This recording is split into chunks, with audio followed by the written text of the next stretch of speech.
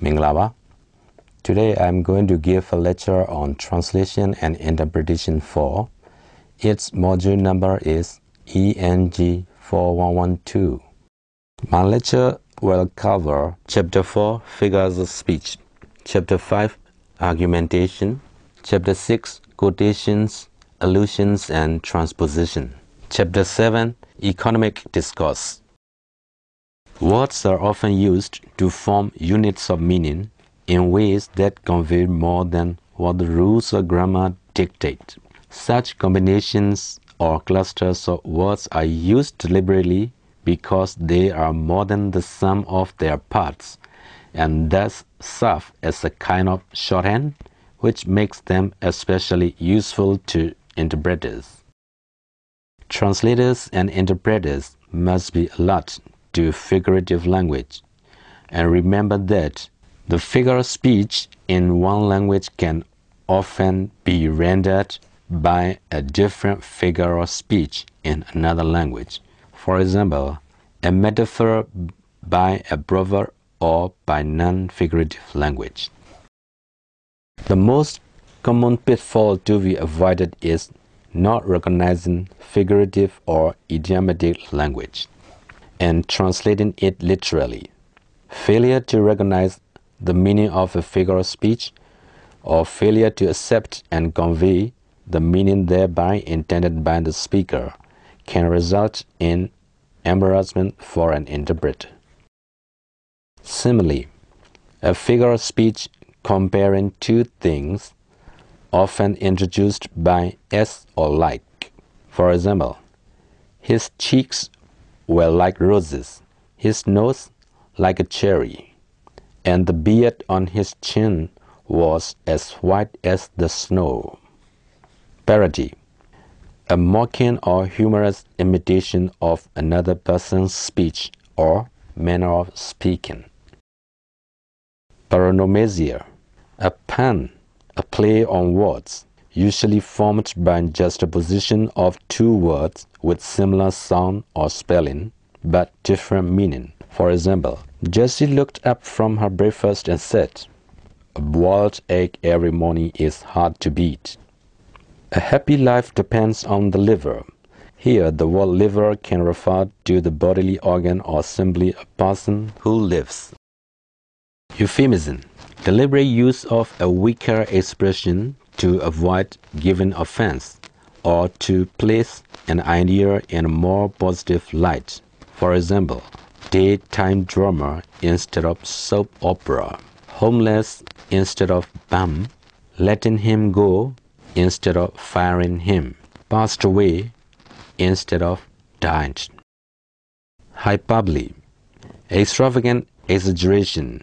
For example, I have told you 100 times. It cost $1 billion. I could do this forever. She is older than that.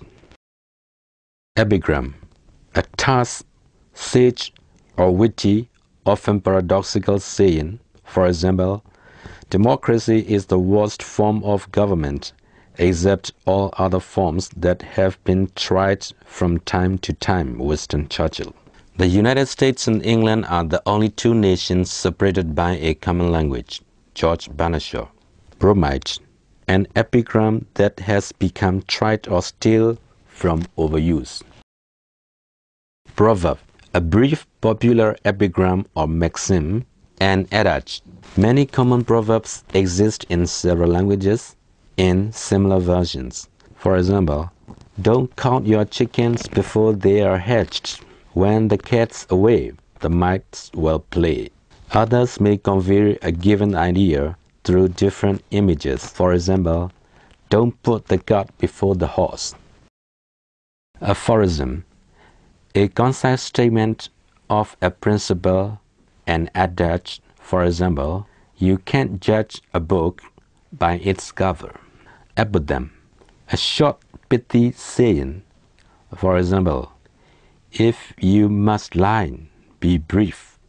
Motto, slogan, byword: a concise saying, usually used as a guide for conduct or as a rallying cry for a movement. For example, In God we trust. Maxim, a general truth, fundamental principle, or rule of conduct. For example, use your own property in such a manner as not to damage that of another. Metaphor, figure of speech in which a word or phrase literally denoting one kind of object or idea is used in place of another to suggest a likeness between them. For example, the ship plows the sea, a heart of stone, time is money, the world is a stage. A standard metaphor, a metaphor which the speaker elaborates upon in order to convey further aspects of his main idea.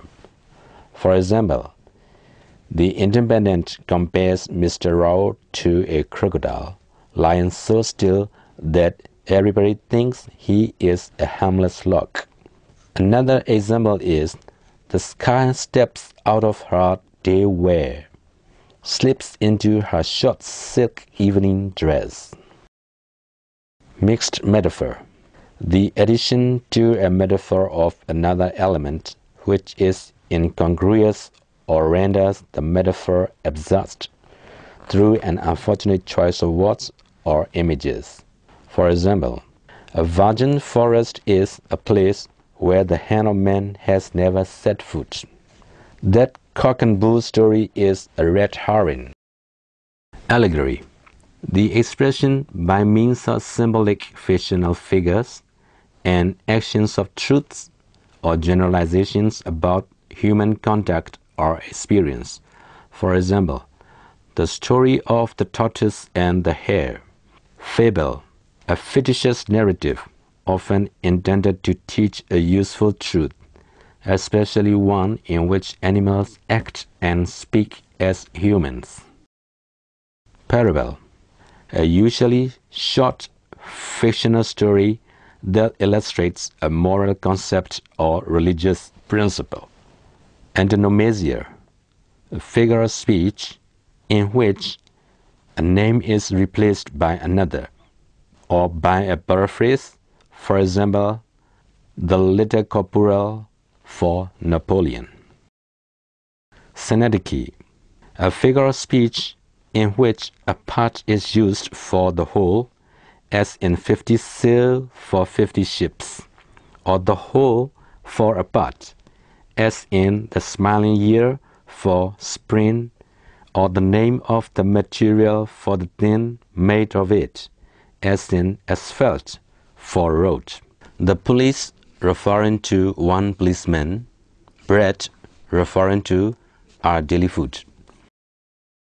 Metonymy, the use of the name of one thing for that of another of which it is an attribute or with which it is associated. For example, lands of the crown to mean royal lands. Apostrophe, an accidental remark addressed to an imaginary person or to a simplified inanimate object. For example, "O cruel fate," "O death." Oxymoron, a contradiction in terms. For example, negative growth, make haste slowly, I am as graceful as a bull in a china shop when I dance. Peace force, small crowd, free market, these are the examples of oxymoron. Now let me move on to Chapter 5, Argumentation. Argumentation relies primarily on logic or emotion in varying doses. An interpreter must be allowed to both and remember that they are not mutually exclusive and that neither is better per se. A logically sound argument can be embellished or made more compelling by a poetic choice of words, or a moral argument can be stated in such powerful terms that it overwhelms all logical objections. If a speaker's logic is faulty, the interpreter's voice must not betray the absurdity. If the speaker waxes lyrical to a degree that the interpreter finds ridiculous, the interpreter's voice must not betray his skepticism. This requires interpreters to develop some appreciation of both logical and emotive rhetoric. Now let me move on to Chapter 6, Quotations, Allusions, and Transposition. When a speaker quotes from one of the conference documents, the interpreter should always try to use the official translation of the quotation in the target language.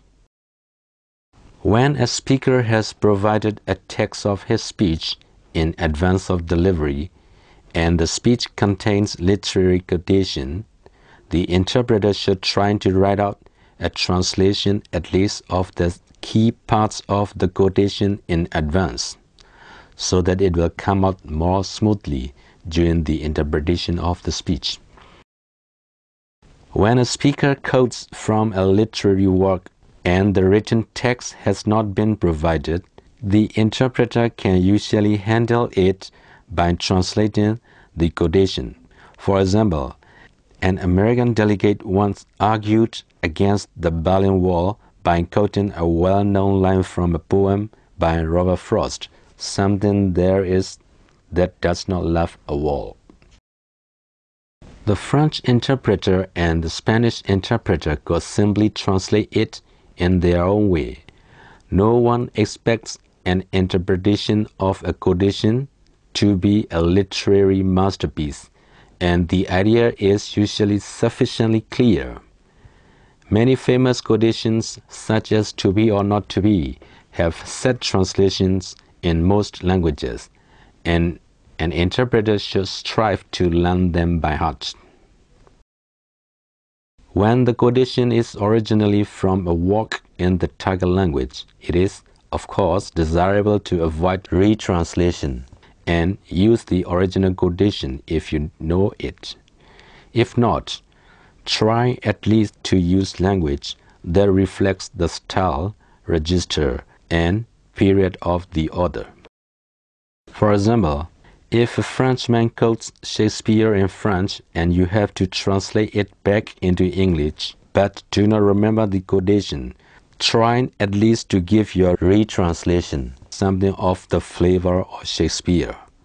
If the quotation is lengthy and this is impossible, an acceptable alternative approach is to paraphrase the quote in simple modern English in a way that makes it plain to the listeners that what they are hearing is merely a paraphrase, not your feeble attempt to rival Shakespeare.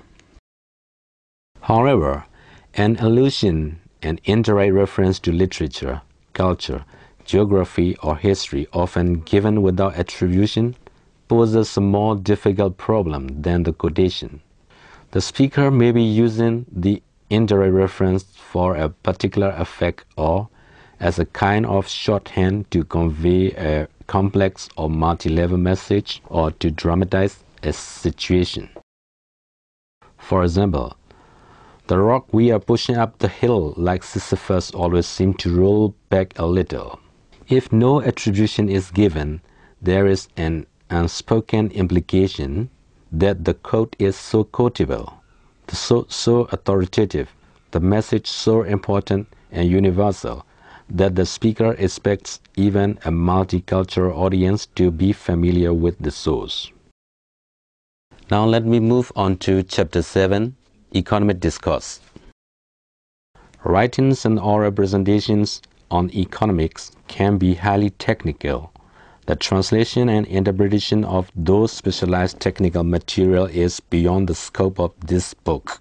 However, much of the vocabulary of business and economic commentary consists not of technical terms, for example, demand elasticity, but of conventional descriptors, for example, a sluggish market.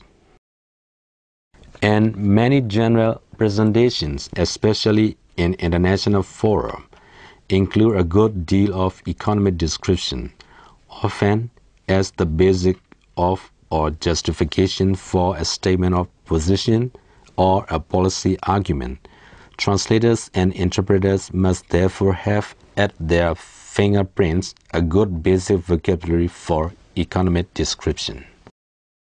Now we've come to the end of our lecture. Thank you for paying attention.